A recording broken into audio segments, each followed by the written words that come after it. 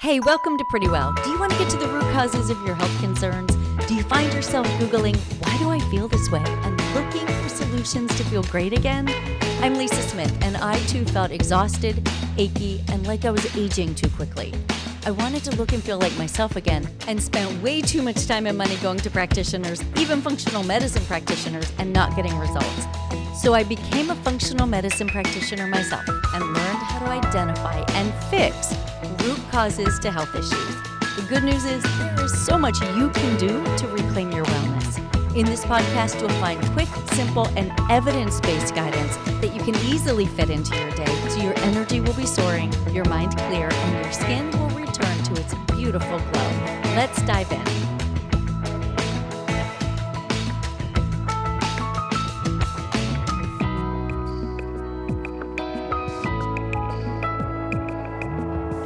Hey, welcome back to the Pretty Well podcast. I'm Lisa Smith.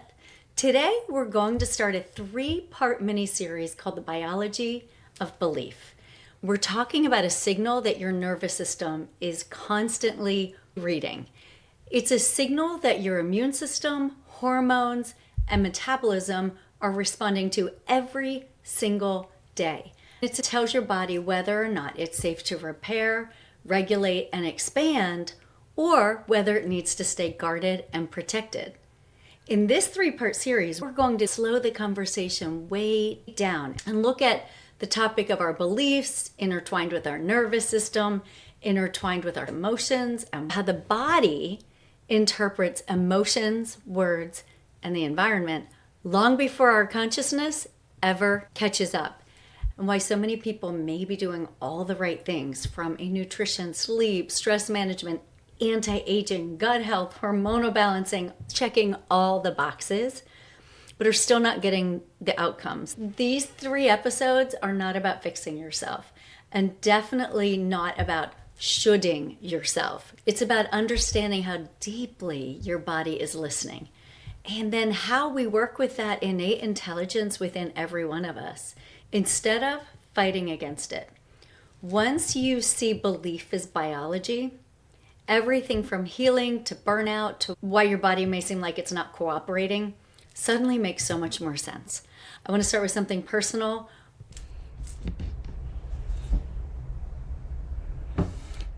A few years ago,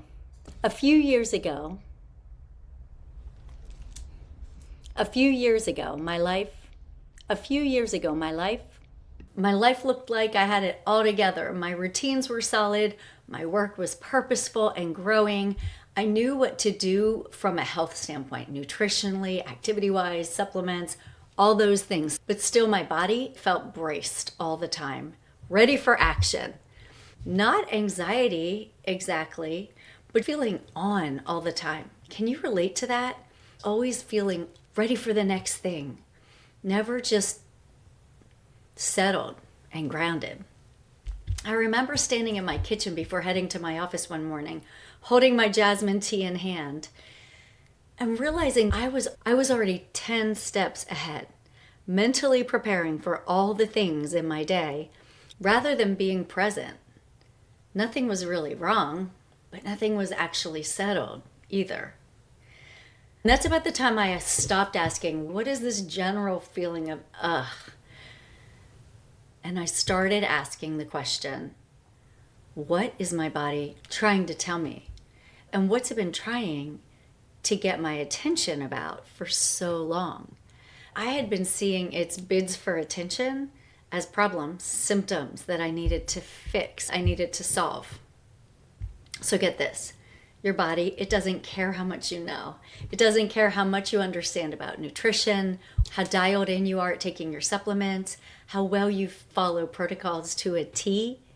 Your body doesn't care about that stuff. First and foremost, your body cares about what it's detecting, what it's picking up.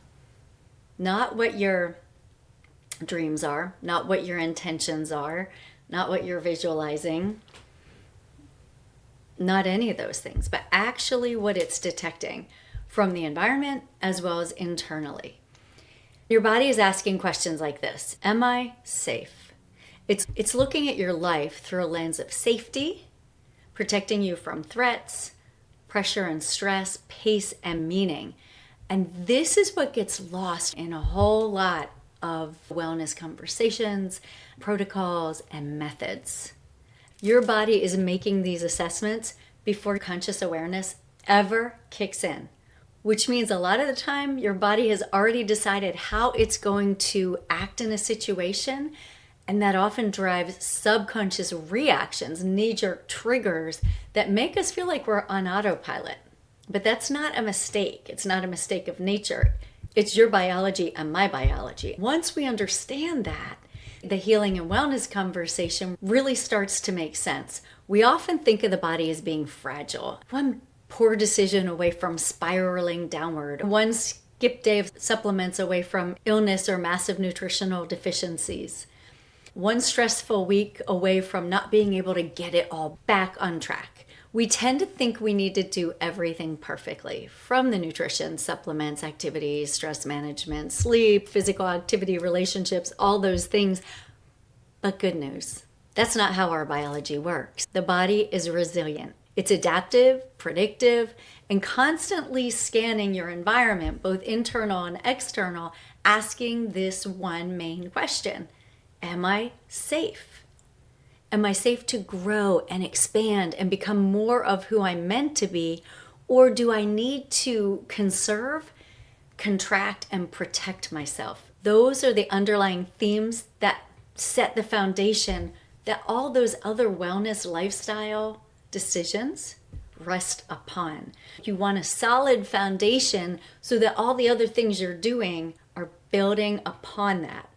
So as we think about this biology of belief, we either have a foundation that we can grow upon or a foundation of protection, and that needs to scale back. The things we thought of as problems and symptoms, those were actually signs that the body has already chosen protection. For instance, fatigue, inflammation, gut issues, hormone shifts, anxiety, sleep problems, weight gain, premature aging, all of these things, they're not random. They're strategic. They're the body's way of communicating that this is not the time to expand. It doesn't mean your body is broken. It means that your body is talking to you and telling you this is not the time to grow. This is not the time to launch out and do something new. And no amount of willpower will override the body's decision at this point, because your body and brain have one huge goal. And that is to keep you alive. That's it. That's the main goal of your subconscious and your body. Keep you alive. And if the body doesn't feel safe, it communicates to the brain, we're not safe, we can't grow. We need to pull back and conserve our energy. Now, this can be especially frustrating for smart, solutions-driven people who are used to identifying a problem, researching solutions, applying the right methods to fix the problem, and move forward. And it gets especially frustrating when you're good at analyzing problems, finding solutions, and putting plans in place. Typically, good inputs end up as good outputs. But the body doesn't run on logic. It runs on nervous system regulation, meaning a balanced, calm nervous system that lowers the tone of the nervous system, and pattern recognition. Your body isn't asking, does this make sense? Is this for my highest good right now? It's asking, does this feel familiar? Have I experienced something like this before? How did it end? Did it turn out badly? This is why you can cognitively know you are safe, but still feel on edge. You can totally understand your labs, your blood work, and know that it's okay. It may not be perfect, but still feel anxious in your body. It's why you can be doing all the right things on paper, but still feel like something's off. Your body doesn't respond to that cognitive logic of, I know what's right, I know this is what works, this is what we're going to do now. Your body responds to reassurance, to experience.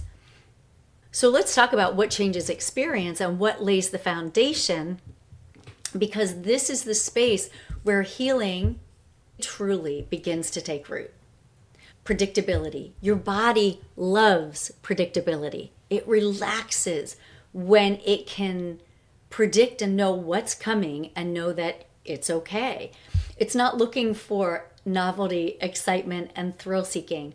Your brain may be looking for those things, but your body is not. It wants predictability and routines because those are calming to your nervous system. They may not be sexy or exciting, but they're very grounding and settling for your nervous system. Some simple examples that are surprisingly very effective, even though they sound like, oh, that can't make that big of a difference. But consistently, they really do. Things like having a sleep routine where you go to bed and get up within relatively the same time frame. Having the same time frames that you eat your meals. Instead of breakfast one morning at 7 and the next morning at 11, you keep it within that relatively close time frame, day after day. And even starting your morning with certain intentions each day. It could be 5 minutes, and you might just start your day before you get out of bed. I'm still working on my consistency, but what I do try to do right when I wake up, I'll set the timer on my phone and spend 10 minutes to think deeply about 3 things I'm really grateful for and to feel the emotion of gratitude. So we've all done gratitude in the past. We're like, I'm thankful for my family. I'm thankful for my dogs. I'm thankful for my house. I'm thankful for the car I drive. I'm glad I have a warm place to sleep at night. Those are amazing blessings in our life. I'm taking nothing away. They're huge. But my question is, are you actually feeling the emotions of gratitude, or are you checking your gratitude practice off a list? I've been guilty of checking my gratitude practice off a list many times. What I've been trying to be very intentional about in that 10 minutes before I fall asleep and 10 minutes when I wake up is to be deeply grateful. It's just as I'm falling asleep and just as I'm waking up, which is one of the best times to program your subconscious. It's a different brainwave state and it's more receptive to suggestibility. This is a great consistent practice because you're training your subconscious to recognize what you're grateful for, which trains your body to recognize the abundance in your life. So for a practice like this, these are signals of safety to your nervous system and they build self-trust. Why is self-trust important? Well, what is self-confidence? It's self-trust that has been established by keeping your word to yourself over and over again so that your body recognizes the predictability. It recognizes that it can depend on you doing what you say you're going to do. And it builds that self-trust and self-confidence. And that nervous tone begins to come down and you start to enter a place of safety rather than a place of protection. I heard something really interesting on a podcast recently, and the host asked the question, who do we lie to more than anyone in our lives? We know the answer to that. It's ourselves. The way to build authentic self-confidence is by keeping our word in the little things and in the big things. Next is pace regulation. Now, what do I mean by that? Feeling overwhelmed is part of the vicious cycle of chronic stress. It's related to too much urgency. Everything feels immediate. Everything feels important. Everything feels like it has to be taken care of right now. Your nervous system doesn't know the difference between a real emergency and a perceived emergency. It just knows the signals that it's picking up from the environment and from the cues that we're giving it. So one of the most powerful things you can do is slow down one transition per day, not your whole life, but just one thing per day. You could walk slowly to your car. You could take 3 breaths before you open your laptop and start reading your emails. You could pause and take a deep inhale and exhale before you answer a message. That's what I mean by pace regulation. And these micropauses, they train your nervous system to expect a little bit of space, a little bit of margins. Kind of like in a book that you may be reading, there are nice, big, wide, white margins on the sides. If your book had words going clear across the page from one end to the other, it would feel overwhelming. Our lives feel overwhelming when we don't have nice margins, nice white margins on the side like that book. Now, the third thing is coherence over control. And what does that mean? That might sound kind of woo. Maintaining control on everything all day keeps the body on alert and in reactive mode, but coherence between your mind, your heart, your actions, and your words creates safety. When I'm talking about coherence, here are a few good examples. If you're exhausted, admit to yourself you're exhausted. Don't mask it with caffeine and push through. Take a bit of time and check in and recognize, you know what, I'm really tired today. And give yourself a little bit of breathing room. Another example, if you're overwhelmed, name it. That's usually when we get triggered, when our nervous system is on high alert and someone says something that just irritated us for the 50th time, and we knee-jerk into a trigger, but instead recognizing that we're overwhelmed gives us some grace to take a step back. And if your body is asking for rest, listening to it. All these things are examples of coherence. They're also examples on how to build authenticity, because the more we check in and we acknowledge what's really going on inside instead of what we think should be going on inside, that's when we get authenticity. It's also when we begin to feel safer and establish that foundation of safety for growth mode. The fourth thing is signal stacking.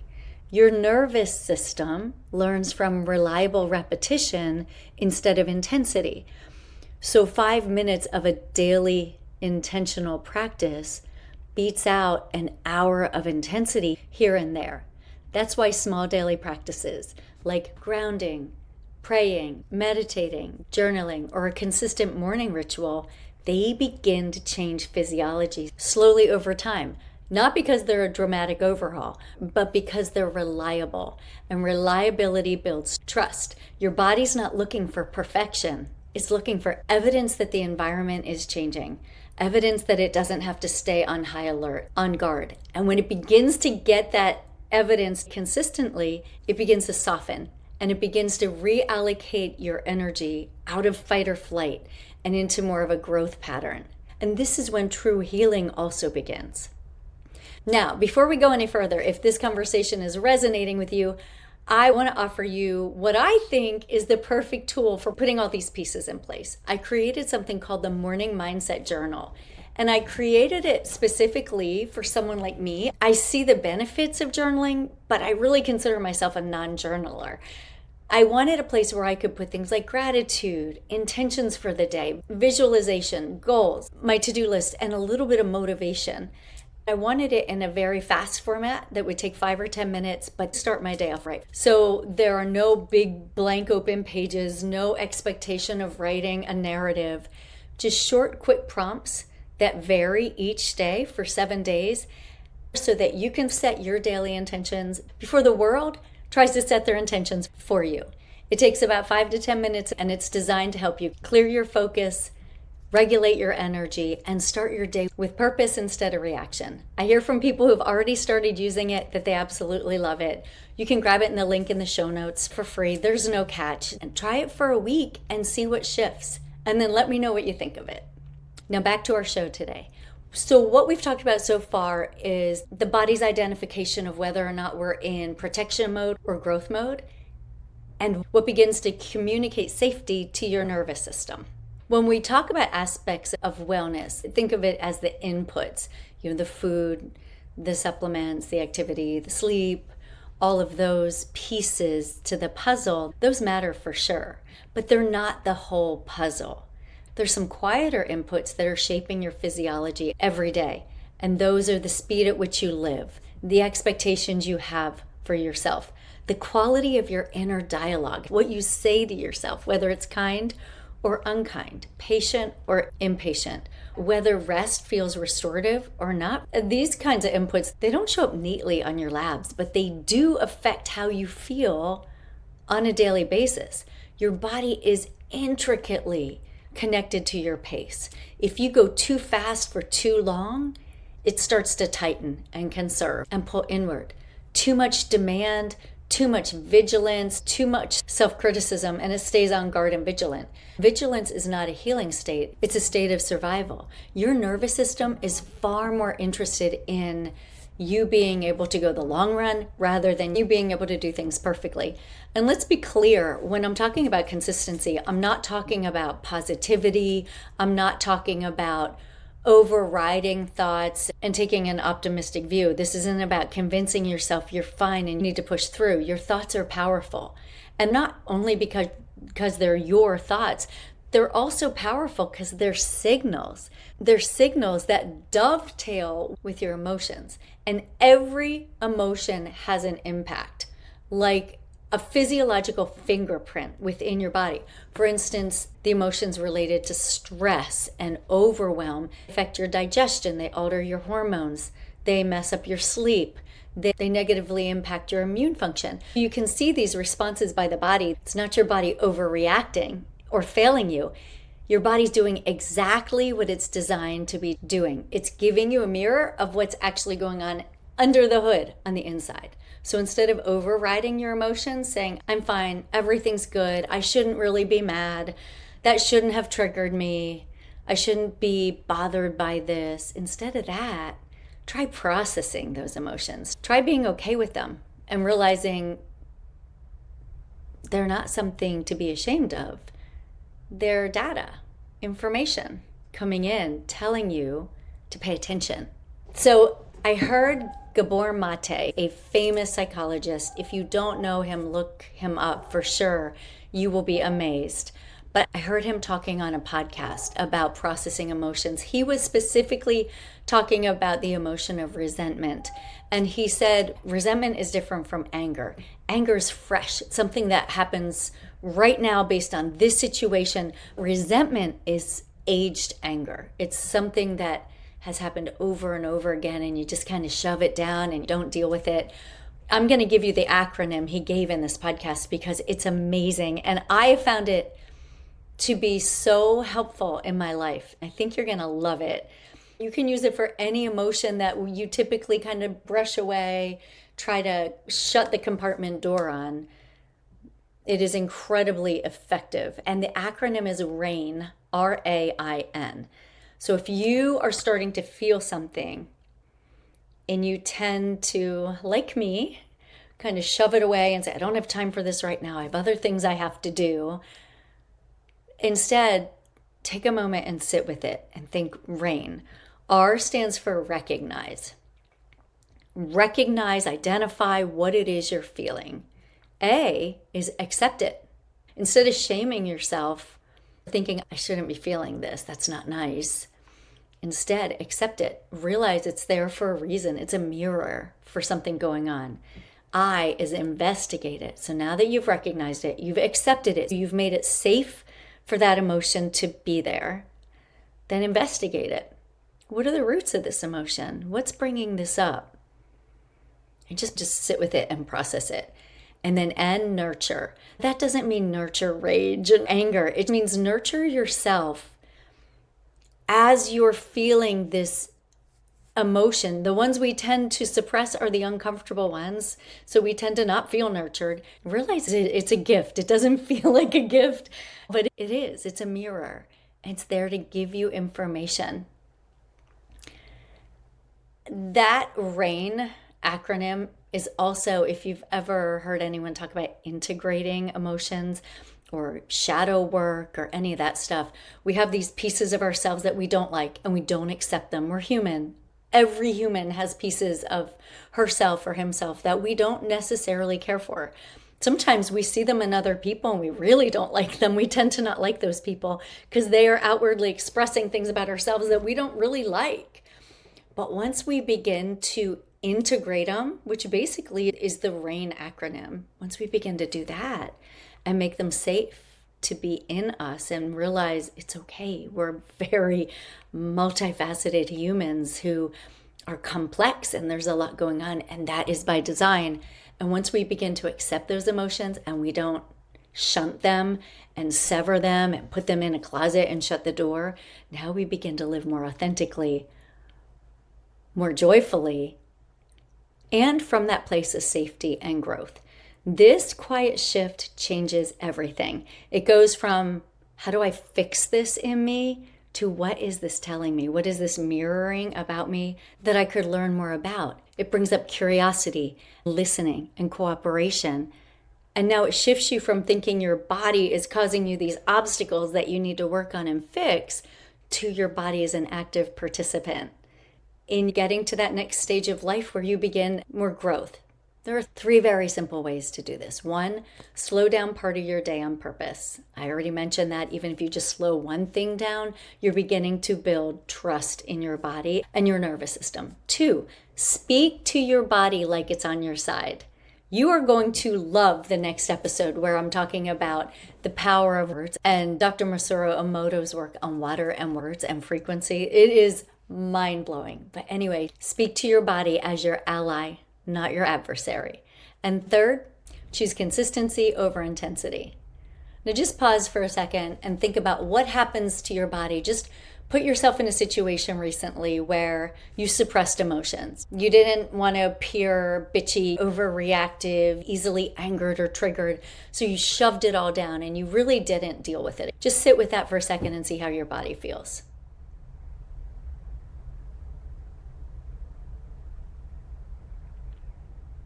Now, change that scenario. Go back to that scenario and now envision yourself in a calm manner being able to express your truth. And maybe it wasn't in that situation. Maybe it had to be after that situation, but you were still able to express, this really ticked me off, or hurt my feelings, or I felt unaccepted, insignificant, unworthy, whatever it was. Now go back and express that. Even just visualize it for a second, that you are actually out loud expressing that. I'm going to give you a minute and then I want you to check in with your body and tell me how you're feeling. So go ahead, do that. Now, how are you feeling? Do you feel the difference? And if you didn't do it, take a second and do it. Feel how you feel the first time. I wish we were live so you could tell me. I think what you would tell me is that in the first one, I felt very closed off, very contracted, like I had to protect, I had to come inward. And I think likely you would tell me in the second one, you felt more expanded and open. That's the whole point that we're talking about today. That's that difference between protective mode and growth mode for your nervous system, survival mode and creator mode. Only one of them supports healing. The other one is where we find random aches, pains, mystery illnesses, chronic issues that won't resolve. That's the side of contraction. And then the side of openness and acceptance and being grounded, that's healing. So before we wrap it up today, I want to give you some tangible ways to be able to put this into action in your day. And I also want to give you a reminder, the Morning Mindset Journal is a fantastic place to do that. It allows you the place to put all these things we're talking about so you can start to incorporate them very easily, very quickly, 5 to 10 minutes. You get those intentional pieces into your day and wait till you see how it shifts your day. It's amazing. So here are some tangible things I want you to take away. And these are ways to begin to shift out of that contraction into that open and safe mode for your nervous system. So first tangible takeaway, create a predictable anchor. It could be a morning routine. I will not beat the horse of the journal anymore, but hello, that would be a good fit. It could be a consistent 5 to 10 minutes of just being still and quiet. If you've ever said, I'm not a good meditator, you're with every other person who's ever meditated. We all get distracted. If you simply make the time, your body will thank you. It doesn't matter if thoughts come in your head, write them down on a sticky. You'll be amazed at how your nervous system reacts if you start doing 10 minutes a day of just as quiet as you can be. No perfection. You're not doing it wrong. Or maybe a simple evening wind down, just some predictable anchor that your body and nervous system can rely on day after day. Not because it's more productive, but because it does give your nervous system that anchor that it knows it can rely on, where it begins to soften and calm down. Next, slow one transition down a day. Walking to your car, before you check your texts or your emails. Take a deep breath before any of these things. Notice how your body responds when you're not rushing, even just for one consistent third. Respond to your body with coherence instead of correction. If you feel tired, acknowledge it. I'm tired. If you don't feel like cooking dinner and you're tired of slugging through, choose something different. If you're overwhelmed, go ahead and say you're overwhelmed. Whatever it is, coherence is, I'm feeling this, and rather than shutting it down, I'm letting it be. I'm not judging it, and I'm okay with it. And finally, get curious instead of critical. If you're like, my hip hurts again, and oh, my lower back hurts again, and I'm so sick of this backache, take a breath, stop criticizing your body, and ask, what is it telling me? There's a lot it will tell you. It could be you were on your feet too long, or you sat too long. It could be you need to get out and move your body, whether you go for a walk, go dancing, or do a yoga class. So choose to listen with curiosity instead of criticism. The beautiful thing is you don't need to do all these things. You could choose one of them and your body will notice. Honestly, I have to give you a disclaimer. When you choose one of them, they become addictive. Then you want to do the next one. And you want to get that down, and then you want to do the next. The good news is just one shift starts building trust within your body and your nervous system. Now, we talked about the fact that your body is always listening and responding to signals. What signals matter the most? Emotions, words, frequencies, environment. In our next episode, we're going to talk together about one of the most controversial and fascinating studies there is about words and water. And if you want a sneak peek, look at Dr. Masaru Emoto's work on water. Some people say it's pseudoscience, some people say it absolutely is true, but we're going to unpack that, and then we're going to talk about what does that have to do with our body, our wellness, and how our words impact our world. And the really cool part about the water piece is we are made up of 70 to 80% water. That framework is going to take us to the deeper level of how the body listens and responds and what it's mirroring back to us. So we're going to go a little deeper into this. It is so interesting. I've had so many conversations about this recently. I'm going to pull up pictures and show you as well. They're amazing. I cannot wait to talk about this with you next time. I just want to leave you with this. Your body is not broken. It's not misbehaving. It's responding intelligently to all the inputs that it's gathering and trying to communicate back with you as a mirror. So our goal in these 3 episodes is to learn how to listen back and see our lives change dramatically once our body, mind, and spirit are working together. This information could change your life more than any protocol ever could. So thanks for joining me today. I'm so excited to talk with you next time. Until then, stay